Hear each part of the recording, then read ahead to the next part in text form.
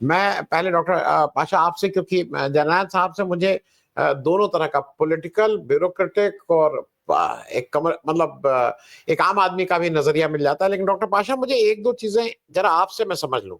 एक तो शीतल जी, मैं 1962 का इसलिए बता दूं, मैंने जो किताब लिखी उसमें बहुत सी चीजें थी। 1962 में भारत, चीन ने भारत को मात दी, इसमें कहीं कोई दो राय नहीं, इसमें कोई बहस की भी बात नहीं, वी आर नॉट प्रिपेयर्ड।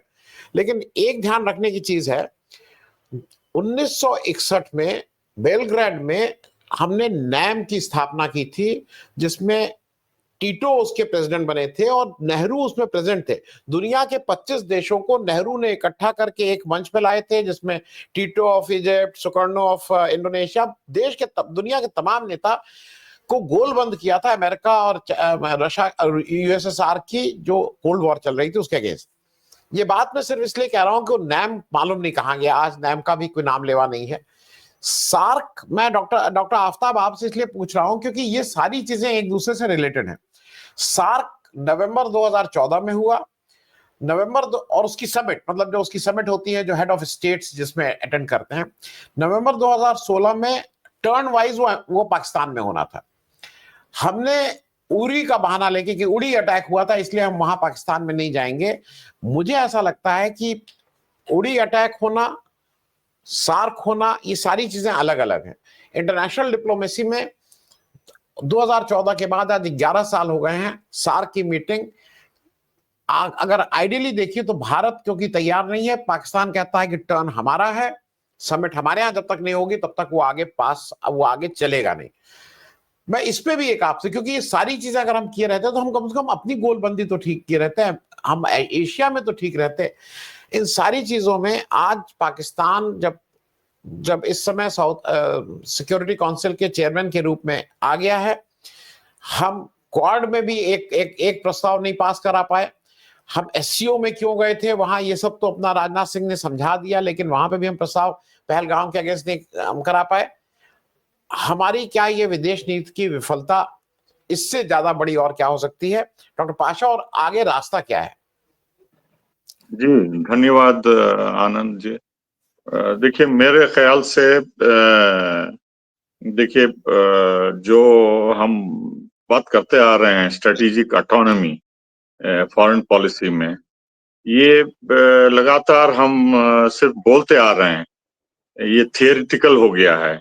अगर आप प्रैक्टिकल देखें तो पिछले कई सालों से सिर्फ बाइडेन एडमिनिस्ट्रेशन से ही नहीं, उसके पहले भी, जब से 1-2-3 न्यूक्लियर डील हुआ उसके बाद, और खास तौर पे 2000 पिछले 10-11 सालों से, तो हम जो है इतना निर्भर, इतना भरोसा और इतना कॉन्फिडेंस अमेरिका के अंदर डाले हैं कि दूसरे देश जो है हमारी फॉरेन पॉलिसी में धीरे धीरे उनका असर और उसको कम होता जा रहा है। चाहे वो रूस का हो या दूसरे देशों का हो या पड़ोसी देशों का हो, तो हम धीरे धीरे अलग थलग हो रहे हैं, बल्कि हम नजरअंदाज भी करते जा रहे हैं। जिस तरीके से हमारा पड़ोसी देशों से आइसोलेशन हो रहा है एक के बाद एक बोल के, तो मालदीव में तख्ता बदला गया, गड़बड़ी श्रीलंका में भी हुई, और बांग्लादेश में शेख हसीना को भी तख्ता उलट गया। उनका आरोप था कि कुछ दिन पहले अमेरिका के एम्बेसडर आए थे और वो नेवल और एयर बेस मांग रहे थे, जो कि भारत से सलाह मशवरे के बाद उन्होंने मना कर दिया, इसलिए अमेरिका उनके खिलाफ होके तख्ता पलट दिया। तो ये बहुत महत्वपूर्ण आरोप है ये। और दूसरी तरफ नेपाल में भी गड़बड़ी हो रही है। पाकिस्तान और चीन का तो पता है, लेकिन अब जो है चीन और पाकिस्तान को अमेरिका भी जो पुरानी नीति चला रहा था पिछले 50-60 सालों से, तो अब वो ताजा हो गई है, जागृति हो गई है। और हालांकि अमेरिका ने पाकिस्तान को नॉन नेटो मेजर आलाई का टाइटल दिया था बहुत पहले ही, जो कभी भी बरकरार है, लेकिन हाँ भारत के दबाव में आके वो वेपन्स देना कम कर रहे थे, फाइनेंशियल एड का भी बागडोर उनके हाथ में था। लेकिन जब से डोनाल्ड ट्रंप आए हैं, दो चीजें साफ हो गई। एक तो अमेरिका की स्थिति, इकोनॉमिक स्थिति जो है कमजोर जो थी, अब खुल के उभर के बाहर आ गई है। और उनका नारा मेक अमेरिका ग्रेट इस पे निर्भर है कि ट्रेड पे टैरिफ लगा के जो है अमेरिका बैलेंस ऑफ ट्रेड उसको इक्वल करेंगे, जो कि नामुमकिन हो गया है, क्योंकि वो इतना इंपोर्ट कर रहे हैं चाइना से और दूसरे देशों से कि वो बैलेंस करना नामुमकिन हो गया है। क्योंकि जो अमेरिकन मैन्युफैक्चरिंग इंडस्ट्रीज थे वो पूरे अमेरिका छोड़ के चीन वगैरह चले गए हैं, तो नेट इंपोर्टर हो गया है। आप जो भी, मैं हर साल वहाँ अमेरिका जाता हूँ, आप जो भी स्टोर में जाए, खाने पीने की हो या कपड़े हो या फर्नीचर हो या जो भी हो, मेड इन चाइना जो है 80% से ज्यादा मिलता है, 80% से ज्यादा। या तो उसके बाद भारत का होता है, ये वियतनाम का होता है, या बांग्लादेश या अफ्रीका, यहाँ वहां से। तो जो रोजमर्रा की जिंदगी में लोग इस्तेमाल करते हैं, वो इतने बड़े पैमाने पे इंपोर्ट करने लगे हैं, तो फॉरेन एक्सचेंज का बाहर जाना लाजमी हो गया है।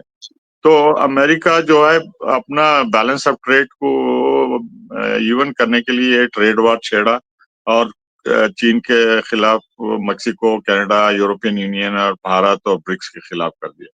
लेकिन सबसे ज्यादा जो है कड़ा जवाब चीन से आया।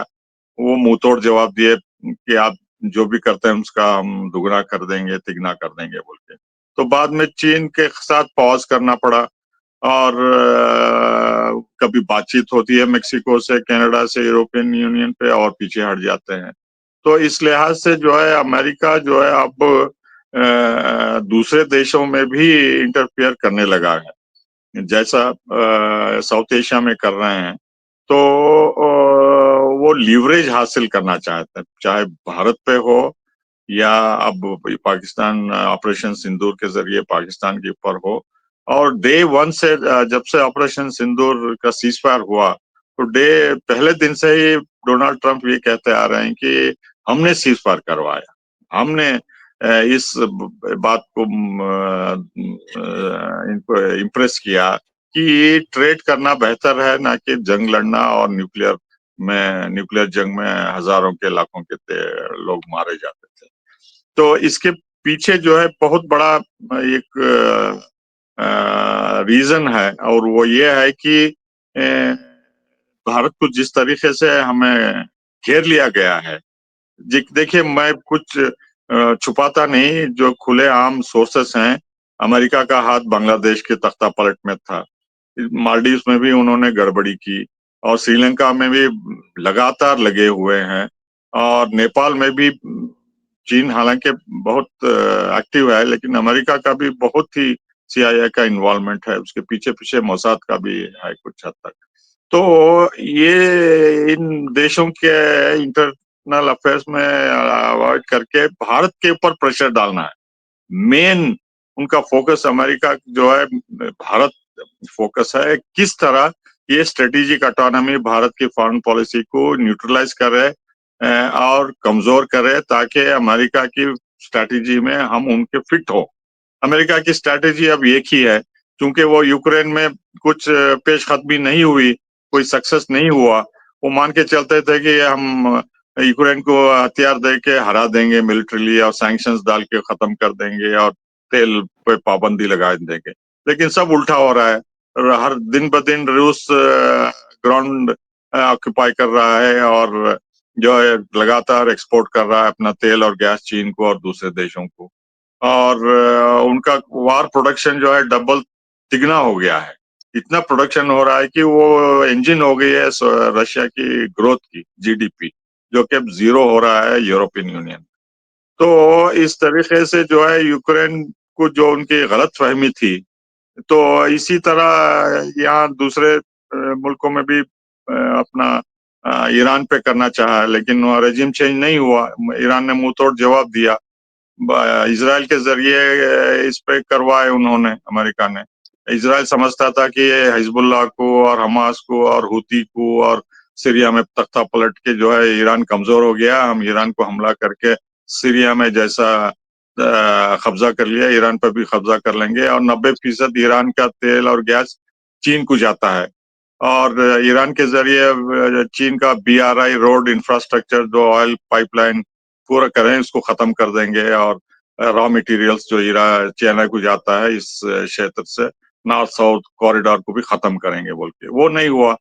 तो अब जो है तीसरा रास्ता वो ढूंढ रहे हैं कि भारत को कैसा उनके जकड़ में लाए, उनके इन्फ्लुएंस में लाए, और उनका मकसद चीन ही है, चीन के अलावा रूस भी है।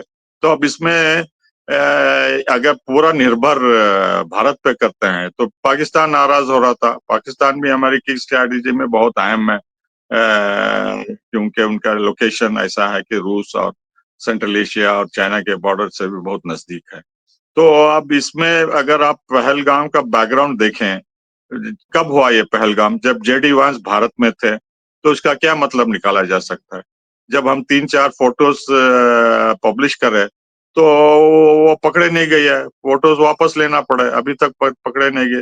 पूरी दुनिया में जो डेलीगेशन गए वो पूछते थे कि आपके कंट्रोल में है, दिल्ली एडमिनिस्ट्रेशन का है, कश्मीर में आप 3 टायर 4 टायर सिक्योरिटी रखे थे, ये आप होने कैसे दिए? आपकी आपकी मिलिट्री पुलिस इंटेलिजेंस इतनी इनकॉम्पिटेंट है, निकम्मी है कि ये आतंकियों को ना रोक सके, ना पकड़ सके, ना कोई फैसला आया बोल के। तो उसके बाद लोग वो भी पूछने लगे कि इंडस वैली का ट्रीटी का, इंडस वाटर ट्रीटी का इससे लेना देना क्या है, आप पानी क्यों रोकेंगे पाकिस्तान को वगैरह। तो ये पेचीदा सवाल है, उठ खड़े हुए और हम जवाब देने के लिए तैयार नहीं थे। सिर्फ 1-2 डेलीगेशन जो है कुछ मिडिल लेवल लीडर से मिले, बाकी के सब एनआरएक्स से मिलके होटल में 5 स्टार में रह के घूम फिर के वापस आ गए। कुछ खास नतीजा नहीं हुआ, जैसा शीतल साहब बता रहे थे। तो जी। अब जो है ये सीज़फायर से एक और स्ट्रैटेजी काम कर रहे हैं, और वो ये है कि अब क्वाड का आप जॉइंट स्टेटमेंट अगर देखें, पहली बार मैंने पूरा वर्ड टू वर्ड पढ़ा, इतना लंबा चौड़ा है कि जितना कि अभी तक इसकी हिस्ट्री में क्वाड में इतना लंबा चौड़ा जॉइंट स्टेटमेंट नहीं आया फॉरेन मिनिस्टर्स की मीटिंग में। मार्को रूबी से लेके हमारे जयशंकर, जापान और ऑस्ट्रेलिया के। तो उसमें 99% जो है हर एक सेंटेंस चीन के खिलाफ है। चीन क्या करता है मैरीटाइम सिक्योरिटी में और मिनरल्स में, ऑफशोर में, और कैसा उसकी नेवी डरा रही, धमका रही है फिलीपींस को, वियतनाम को और ताइवान को वगैरह वगैरह बोल के। तो पहली बार जब हम ये क्वाड निकला सुनामी के बाद और ह्यूमैनिटेरियन एड के बाद और कोविड के बाद, इम्यूनाइजेशन, वैक्सीन वगैरह की, अर्थक्वेक जब होता है, फ्लड्स आते हैं तो हम मदद करेंगे, कोऑपरेशन करेंगे बोल के।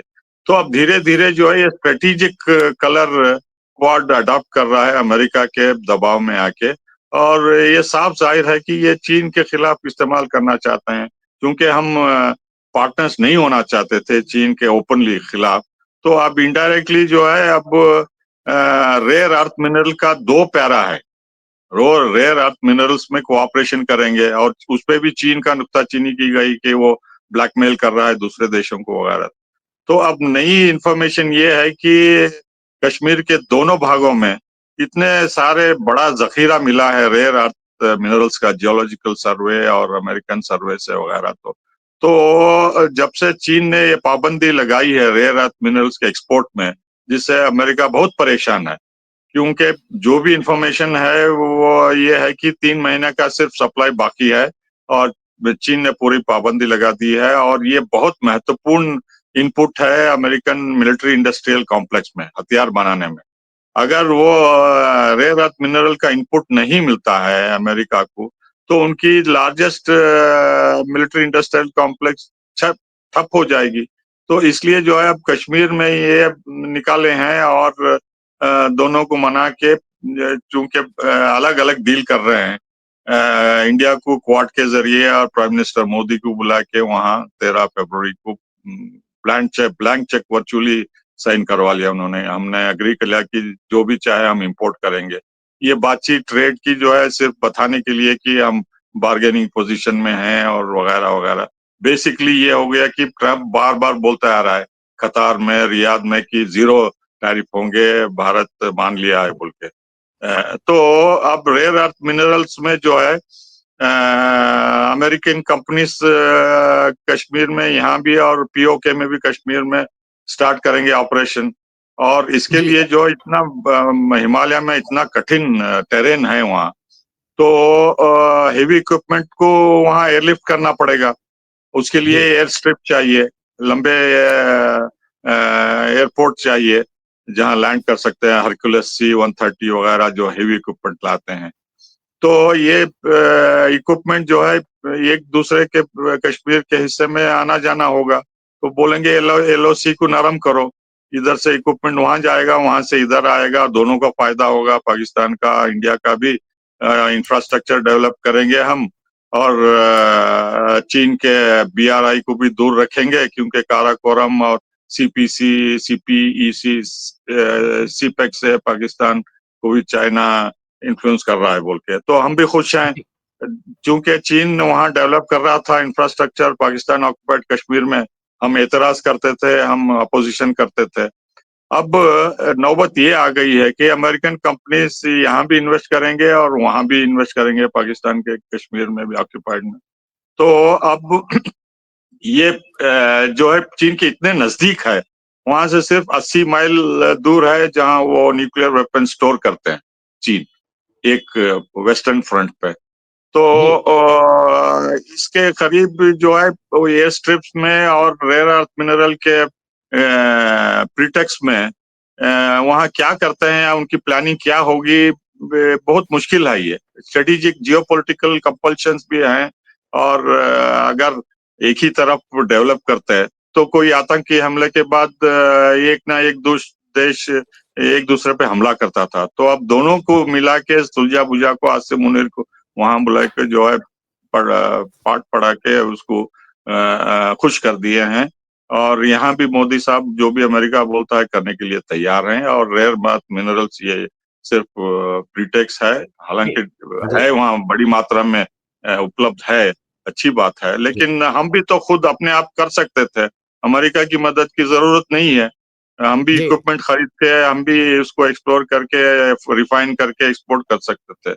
अब चूंकि अमेरिका के साथ क्वाड में एग्रीमेंट साइन कर लिए हैं, मतलब we have committed ourself to American initiative, ये रेयर अर्थ मिनरल्स के बारे में अगर हम खुद करते थे तो उसमें अब अग्री नहीं करते थे, मानना नहीं चाहिए था। तो अब जो है अमेरिका कश्मीर के हिस्से में पूरी तरह से इन्वॉल्व होके दोनों को मटार के जो है अपनी स्ट्रेटेजिक पॉलिसी अडॉप्ट करेंगे। जी।